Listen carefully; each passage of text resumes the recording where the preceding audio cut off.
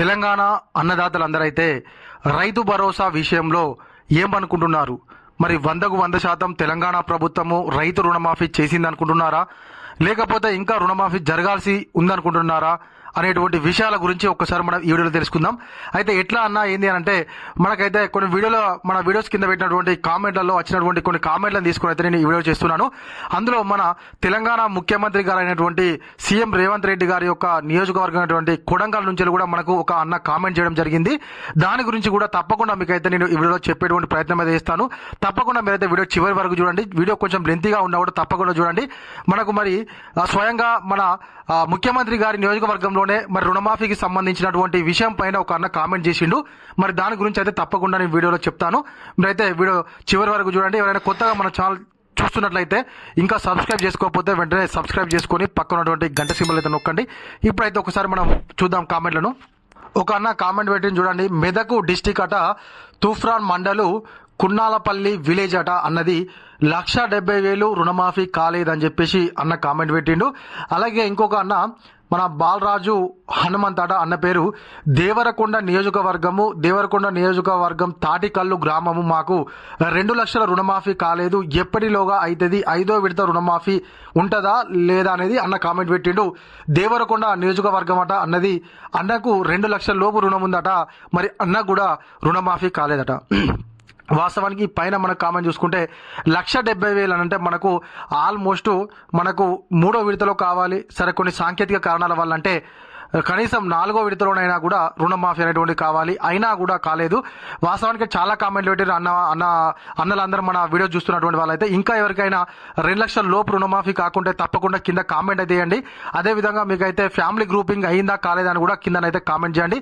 తప్పకుండా రుణమాఫీ ప్రతి ఒక్కరికి తెలంగాణలో జరిగేంత వరకు అయితే రాష్ట్ర ప్రభుత్వాన్ని మనం అడుగుదాము. మనకు రుణమాఫీ పొందడం అనేది మనకు హక్కు. ఎందుకంటే హక్కు ఎందుకు అన్నారంటే వాళ్ళు చెప్పిరు మేము చేస్తాం 100% రుణమాఫీ అని చెప్పారు కాబట్టి మనం అడుగుతాం, చెప్పకపోతే మనం అడగపోతుంటే. కాబట్టి తప్పకుండా ప్రతి ఒక్కరి రుణమాఫీ జరిగేంత వరకు అయితే ప్రజలందరి పక్షాన అన్నదాతలందరి పక్షాన మనం ప్రభుత్వాన్ని అయితే నిలదీద్దాం.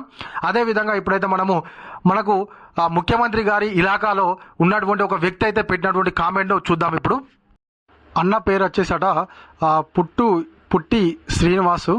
ఓకే, అన్న పెట్టినటువంటి కామెంట్ ఏంటంటే, అన్న మా నాన్న చనిపోయాడు, మా నాన్న పేరు మీద లోను ఉంది, మేము భూమి రిజిస్ట్రేషన్ చేసుకున్నాము కొడుకులము, కానీ మా నాన్న భూమి పైన ఉన్నటువంటి రుణం మాఫీ కాలేదు, ఎలా పరిష్కారం? మాది కొడంగల్ కాన్స్టిట్యున్సీ, సీఎంది ప్రభుత్వానికి తెలిసేలా ఈ మెసేజ్ పెట్టండి. ఏవో మేడం దగ్గరకు వెళ్తే పాస్బుక్ పైన భూమి లేదన్నట్టు చూపిస్తుంది అని అన్నారు, ఎలా చేయాలి పరిష్కారం? మాది సీఎం కాన్స్టిట్యున్సీ కొడంగల్, మాకు 1,67,000 ఉంది, అంతే. చనిపోయిన వాళ్ళ మీద ఉన్న లోను మాఫీ అవుతుందా కాదా? రైతులము కదా మేము కూడా, బతుకున్న వాళ్ళే, చనిపోయిన వాళ్ళు అందరూ రైతులే కదా, అందరిపైన లోన్లు మాఫీ అవుతాయి, ఒకసారి పరిష్కారం చెప్పండి. అయితే అన్నటువంటి ముచ్చట ఏంటంటే, వాళ్ళ నాన్న పేరు ఉన్నటువంటి భూమి వాళ్ళు కొడుకులు చేసుకున్నాడు. వాస్తవానికి ఏంటంటే ఒకసారి భూమి మీద లోన్ తీసుకున్నట్టయితే తర్వాత రిజిస్ట్రేషన్ చేసుకోవడానికి అవకాశం ఉన్నది. మరి మీకు ఏ విధంగా రిజిస్ట్రేషన్ అయ్యిందో అర్థం కావడం లేదు. తర్వాతకి మాఫీ కాలేదు అని అంటున్నారు. అదేవిధంగా చనిపోయిన వాళ్లకు రుణమాఫీ చేయరా? చనిపోయిన వాళ్ళు అయితే రైతులు కదా, బతికున్న రైతులు అవుతారా అని చెప్పేసి ప్రభుత్వాన్ని అన్న అడుగుతున్నాడు. కాబట్టి తప్పకుండా మీరు అన్నటువంటిది వాస్తవం 100%. అయితే సేమ్ ఇదే ఇన్సిడెంట్ మా కూడా జరిగింది. మా తాత చనిపోయిండు, అతని పేరు మీద భూమి ఉంది, మనకు లోన్ వచ్చేసి 1,50,000 ఉంది, అది కూడా మాఫీ కాలేదు. 2వ విడత 3వ విడత అన్నారు. వాస్తవాన్ని చెప్పాలంటే ప్రభుత్వం అసలు చనిపోయినటువంటి వాళ్ళకి సంబంధించినటువంటి రుణాలు మాఫీ అవుతాయా కాదా అనేటువంటి ఒక స్పష్టతను అయితే ఇవ్వలేదు, ఇప్పటి కూడా ఇవ్వలేదు. రుణమాఫీ ముగిసిపోయింది, కానీ చనిపోయినటువంటి వాళ్ళ రుణాల గురించి అయితే రాష్ట్ర ప్రభుత్వం ఎక్కడ కూడా ప్రస్తావన చేయలేదు. అయితే ఇక మీ విషయానికి వస్తేనైతే మీకు భూమి రిజిస్ట్రేషన్ అయింది అంటున్నారు. మీకు భూమి రిజిస్ట్రేషన్ అయిన తర్వాతకి మళ్ళీ మీ నాన్న పేరు మీద భూమి ఎలా చూపెడుతుందన్న? చూపెట్టదు కదా. వాస్తవానికి ఫస్టే మీకు భూమి రిజిస్ట్రేషన్ అయ్యేటప్పుడే దాని మీద లోన్ ఉంటే మీకైతే రిజిస్ట్రేషన్ కాదు. ఒకవేళ మీ అదృష్టం కొద్దీ మీకైతే మరి రిజిస్ట్రేషన్ అయిందంటారు. ఆ తర్వాతకి మరి మిమ్మల్ని లోన్ కట్టమని ఎవరు మీ దగ్గరికి వస్తున్నారు ఏంటి, ఏ విధంగా? ఇప్పుడు భూమే చూపెడతారు అన్నప్పుడు మరి ఏ విధంగా మీరు మళ్ళీ ఆ యొక్క డబ్బులను కడతారు ప్రభుత్వానికి, మన బ్యాంకులకు కానీ? అదొకసారి మీరు ఆలోచన చేయండి అన్న. కాబట్టి తప్పకుండా చనిపోయినటువంటి వాళ్ళ రుణాలను కూడా రాష్ట్ర ప్రభుత్వం అయితే మాఫీ చేయాలి. వాళ్ళు కూడా రైతులే. కాబట్టి రాష్ట్ర ప్రభుత్వం రుణమాఫీ విషయం ఆలోచన చేసినప్పుడు అయితే మళ్ళీ ఈ యొక్క ఎవరైతే చనిపోయినటువంటి వాళ్ళు ఉన్నారో వాళ్ళ రుణాలను కూడా మాఫీ చేయడానికి అయితే రాష్ట్ర ప్రభుత్వము తప్పకుండా కృషి చేయాలి. అదేవిధంగా ఇంకొక అన్న కూడా కామెంట్ చేశాడు. అన్న పేరు వచ్చేసి అంజిరెడ్డి అట. రుణమాఫీ కాలేదు, 2 లక్షల పైన ఉన్న రుణము కట్టాము కానీ కాలేదు. ఇక 2 లక్షల వరకే రాష్ట్ర ప్రభుత్వం మాఫీ చేయడానికి చచ్చిపోతుంది. ఇక 2 లక్షల పైన ఉన్నటువంటి వాళ్ళ పరిస్థితి అయితే రాష్ట్ర ప్రభుత్వం అసలు ఆలోచన చేయడం లేదు. ఇంకొకటి, లిస్ట్లో పేరు వచ్చింది, అకౌంట్లో అమౌంట్ పడలేదు. ఇదైతే చాలా మోసం. 4వ విడత రుణమాఫీ అనేది కేవలము ఓన్లీ ప్రకటనల వరకు మాత్రమే పరిమితమైంది తప్ప క్షేత్రస్థాయిలోనైనా కనీసం ఆ 3 విడతల్లోనైనా కొంతమందికి రుణమాఫీ జరిగింది. కానీ ఈ 4వ విడత రుణమాఫీ అనేది కేవలం ప్రకటనలకు చెప్పుకోవడానికి మాత్రమే జరిగింది తప్ప కింది స్థాయి వరకు అయితే వెళ్ళలేదు. రుణమాఫీ లిస్టులో పేరు వచ్చినా కూడా వాళ్ళకైతే ఇప్పటి వరకు అకౌంట్లో డబ్బులు పడలేదు. బ్యాంకుల చుట్టూ ఏవల చుట్టూ అయితే తిరుగుతున్నారు. మరి లిస్టులో పేరు వచ్చిందన్న మాది అని చెప్పేసి సంతోషపడే లోపే వాళ్ళకు అమౌంట్ బ్యాంకులలోనైతే జమ చేయలేదు. ఇంకొక అన్న ఒక కామెంట్ పెట్టిన చూద్దాము. 2 లక్షల పైన ఉన్న అమౌంట్ను కట్టినాము, 85,000 కట్టి మోసపోయాము.